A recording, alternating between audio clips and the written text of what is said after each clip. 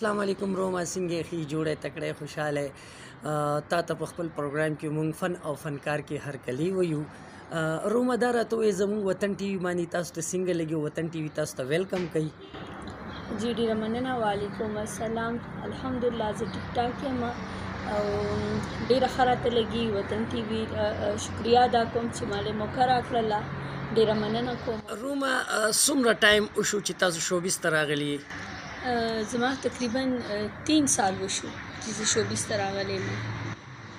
په دې 3 کالو کې تاسو څومره کار وکړو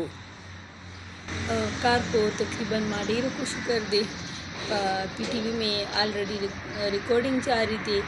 او خیبر د پاره مې هم کړی دی نور افغان چینل دی نور کافی داسې چینل دي چې دا وي د پاره ما کار کړی دی یوټیوب د پاره مې هم کړی دی او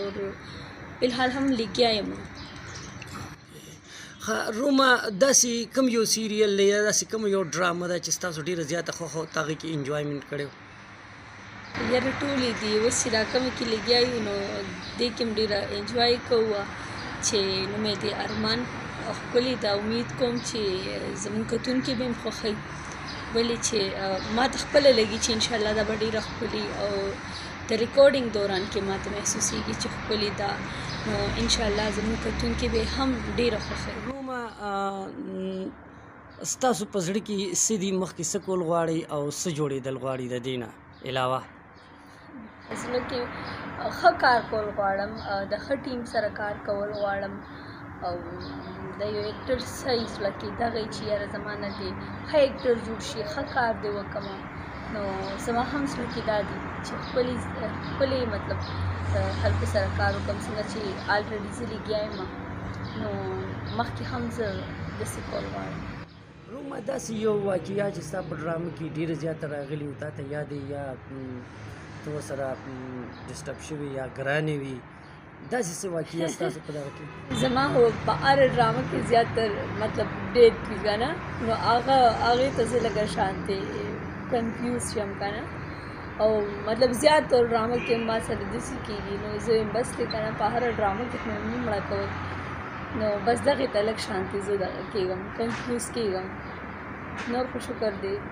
لګیا یو پکې په ډایرکټرانو کې کوم ډایرکټر سره کار در ډېره مزهدار کوي یاره چې اوس یو یاد کړمه نو خفه به شي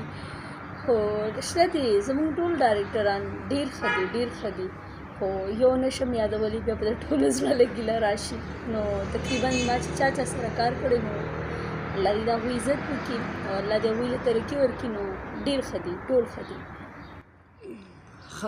روما دا راته ووایي چې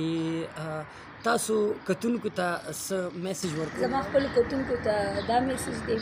چې د خپل مور پلار دونو خویندو د خپل ملګرو او نور هم خپل مطلب څومره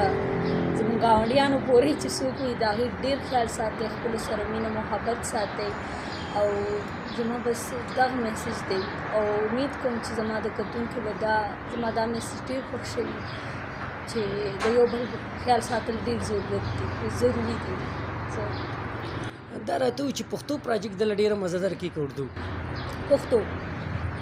پښتو کې زیات ماته ښایي اردو مې کړي دي خو دونه ډېر نه خو لکه پښتو زموږ زبان دی نو ما له پښتو زیات مزهدار کوي روما ډېره مننه زموږ پروګرام ته د راتلو مونږ به انشاءالله بیا هم تاسو راغواړو بیا به هم راغواړو دا ستاسو خپل ټي وي دی ډېره مننه تھینک یو سو مچ چې تاسو زه خپل چینل ته انوایټ کړم د هغې دپاره تھینک یو مننه د الله په